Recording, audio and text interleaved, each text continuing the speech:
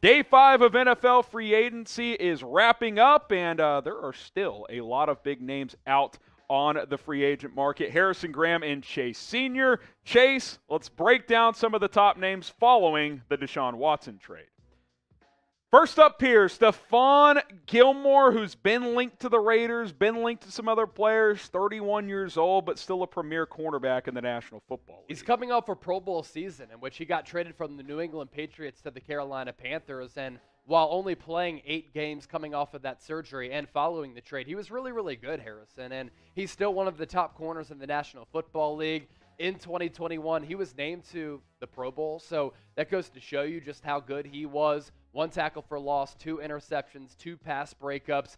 I'd like to see the figures of his deal depending on where he goes. You look at a player like Charvarius Ward of the San Francisco 49ers, $14 million per year. That's like the middle tier. And then the upper tier is J.C. Jackson, $20 million per year on the first 2 years of that contract to the Los Angeles Chargers. Gilmore can still play. I think because of his age in his early 30s, a team's going to probably offer him maybe a 3-4 year deal worth anywhere between $10 and $15 million annually.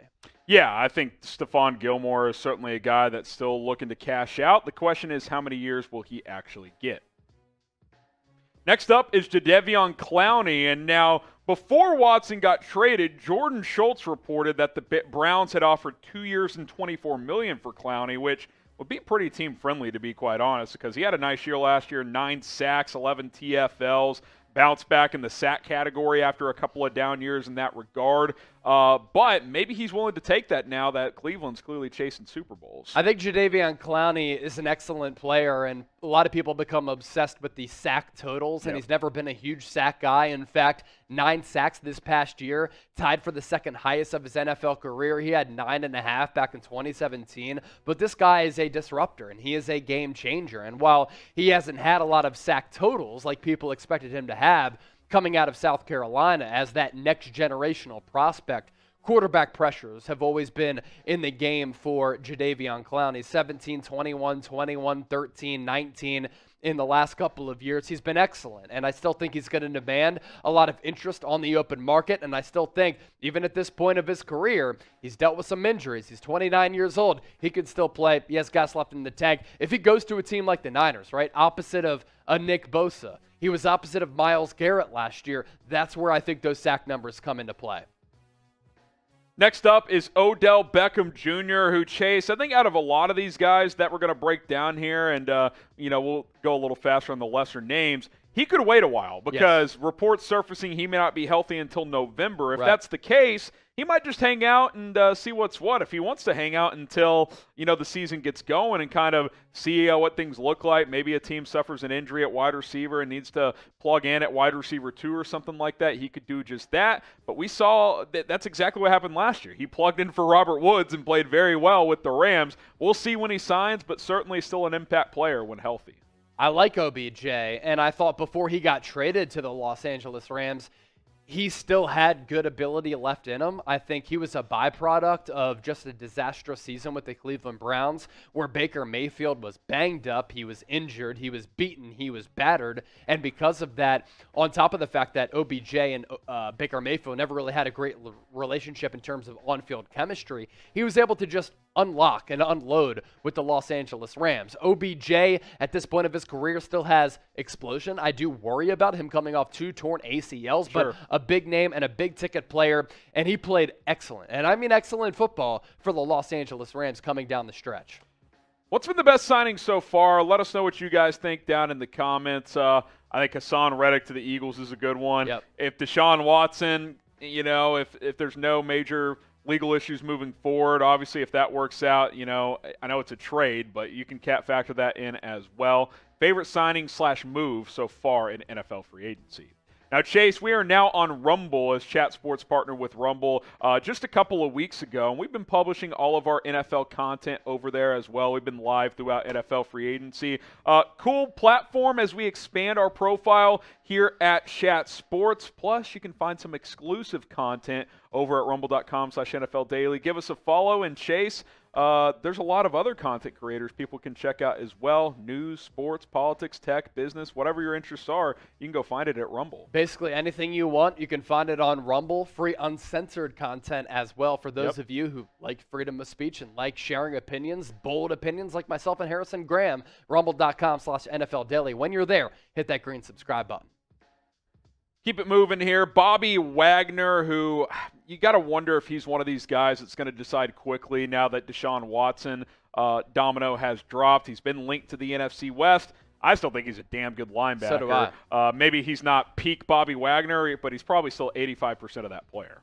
Yeah, no, 170 tackles last year. And for those of you saying Bobby Wagner is washed, Bobby Wagner is spent, this guy can still play at a premier level. Now, is he the same linebacker when he has to drop back in coverage and range sideline to sideline and get up and down the field vertically, covering tight ends and some slot wide receivers? No, but you can put him in the box, you can blitz him. He can still thrive and drop back in coverage. And as a guy who maybe is losing some of his athleticism, makes up for it with an extraordinarily high football IQ. This guy's a future Hall of Famer. Let's go to Terron Armstead now. We'll see what he decides now that Deshaun Watson has not landed in New Orleans. There was a lot of chatter. If they land Watson, they'll keep Armstead. Early 30s, tackle with injury history. When healthy, top 5 left tackle in the game. Will Chicago gamble here? Will another offensive line needy team like with Cincinnati go out and get a Terron Armstead? I'll be fascinated to see where he ends up landing in NFL free agency. Let's go to Tyrann Mathieu now, Chase, who Chiefs go Justin Reid. They move on.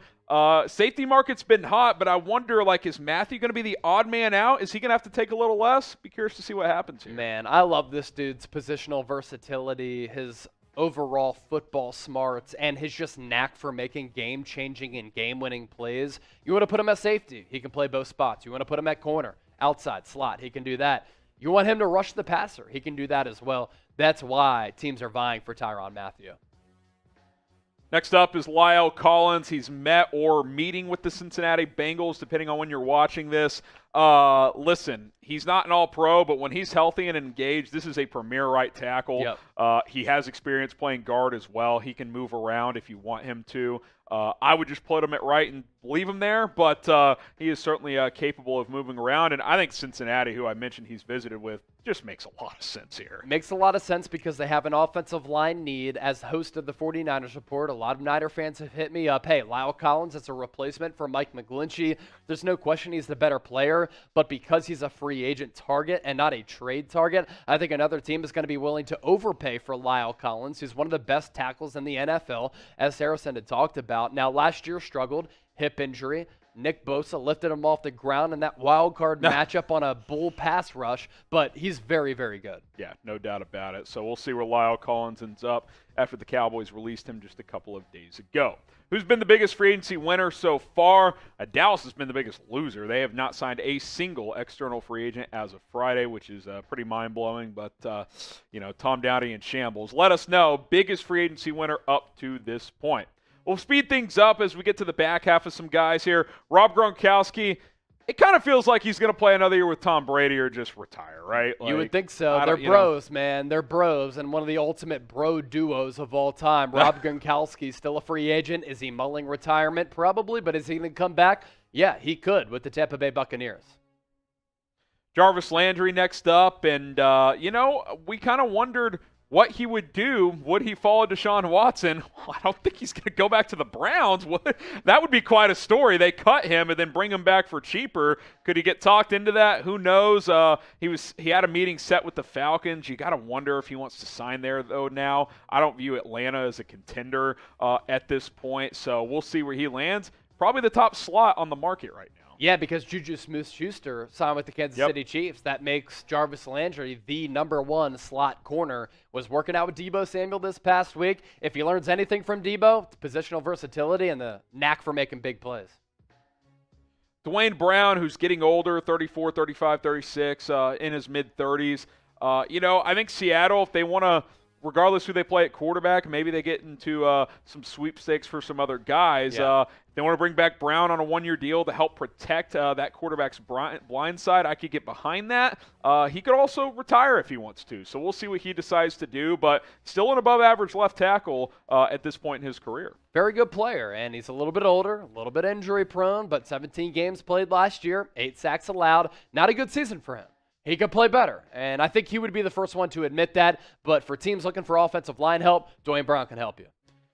Kyle Van Noy got released earlier during free agency, and he, ever since he signed that contract with Miami a couple of years ago, Chase, hasn't really been the same guy that we saw in his initial stint in New England, but this is still a starting caliber linebacker, I believe. He can do a little bit of everything. He can blitz some. Not that good in coverage at this point, but I think he could be your number 2, number 3 linebacker in today's NFL. I agree. Kyle Van Noy is just an exceptional, overall football player. Now, he secured the bag with the Miami Dolphins a couple years ago. Didn't work out. Went back to the New England Patriots. Didn't work out for tenure number 2 in Foxborough. But this guy, he's a really, really good player and a smart player.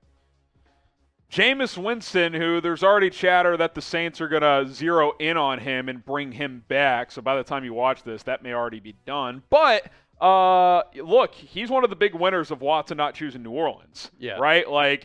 They'll bring him back probably. He'll start there. If something crazy changes and let's say New Orleans trades for a quarterback, Baker Mayfield or someone else, maybe he has to go elsewhere. But Jameis Winston, look, he wasn't lighting it up, but he was playing much more efficient football before the injury a year ago.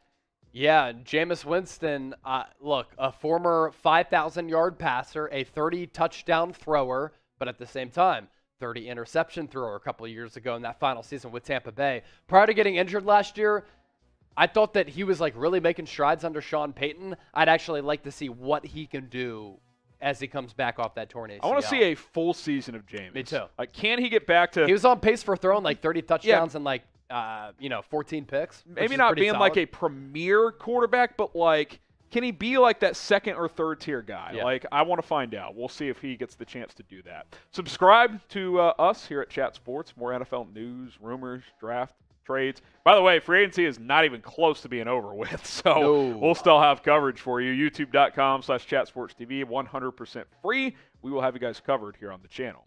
Za'Darius Smith, Chase, who briefly agreed to a deal with the Baltimore Ravens, backed out. 4 years, 35, with incentives up to 50. We still haven't really figured out completely why he backed out. Does he want more money? Was there language in the contract, a la Randy Gregory, that he didn't like?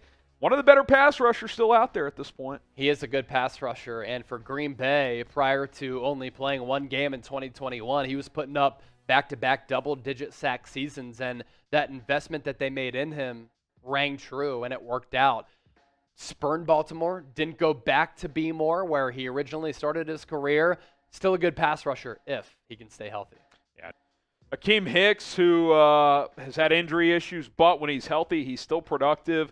20 games missed over the last 3 seasons. I like Akiem Hicks. I think what makes sense for him is to sign with a contender where, if he's healthy, he's giving them even more. If he's not, he's kind of just bonus. That's where I view he's at in his career. 1 year, 2 year deal with someone who's trying to make a run at a Super Bowl here in 2022. Akiem Hicks is a load at defensive tackle, man. So hard to 6'4", block. 335, so hard to block in the run game as well as the ground game. He has that power to just shed offensive linemen off of him to be able to make big plays. Now, a couple of years ago, especially in 2018 and a year or two before that as well, leading into 2018, he was producing crazy sack numbers. He was better than a guy like Fletcher Cox, but at this point, a little bit older, a little bit injury prone. It all comes down to the price tag. Who is the best NFL free agent left? We just broke down several of them here on Chat Sports, and there's other names too, but we were just breaking down some of our top guys. Let us know, top free agent left to sign.